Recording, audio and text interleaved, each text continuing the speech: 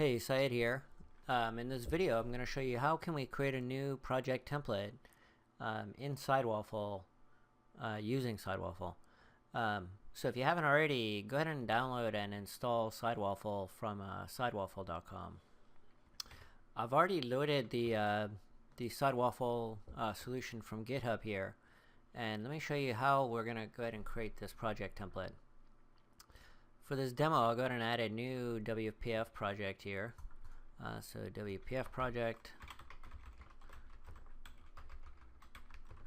give it a custom name, and then go ahead and create that. We'll give it a little bit of content here as well, that way we can verify that the right thing is happening here. Alright, hello from SideWaffle. And then at this point, now we're ready to go ahead and create a project template out of this. There's just going to be a couple things you have to do to convert this into a project template. First off, in the template pack project, I'll go ahead and add a reference to this new project.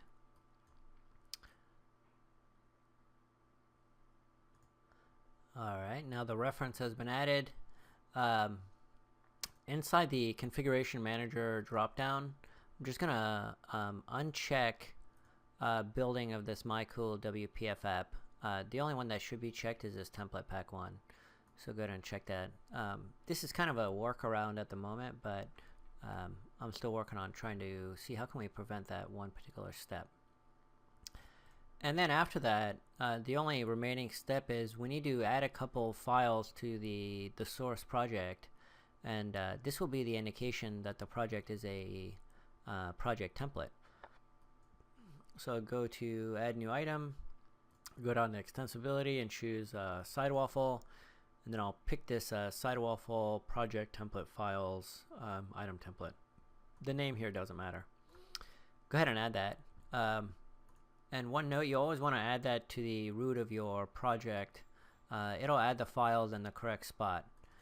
If you see, we added two new files here. One is a underscore project.vs template, and this file contains some metadata about your template, and then it also will contain a pointer to your csproj or vbproj file here. So you're going to want to double check this value and this value. Most times we'll get this right, but it's not 100%. You can also kind of modify these things here if you wanted to. And then underscore preprocess.xml. If you take a look, this file is actually going to do two things for us. One, it's going to tell us in what node do you want this template to show up in the new project dialog. For here, I'll say, hey, let me show it up in the WPF C# WPF SideWaffle folder. And then the other thing, it's going to handle some file replacements for us when we create the template. So if I go and look at this source file, we'll see, hey, we've got namespace, mycoolWPF app. By default, when you create a new project inside Visual Studio, this namespace values are always kind of updated with whatever you've entered in that new project dialog. So we're going to use this preprocess.xml to kind of help us with that. So wherever we find mycoolWPF app in any files under the folder, we'll go ahead and replace that with $safe project name. That's the Visual Studio template parameter for the project name. Okay, and then that's it. So let's go ahead and build this project, and then we'll take a look at the result.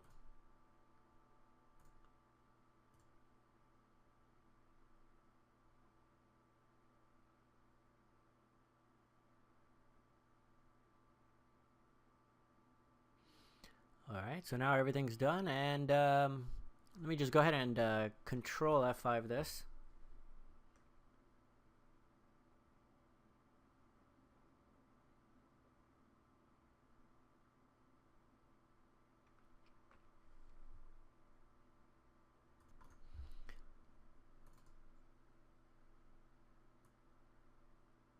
Alright, I'm just got my new instance of Visual Studio up and running here.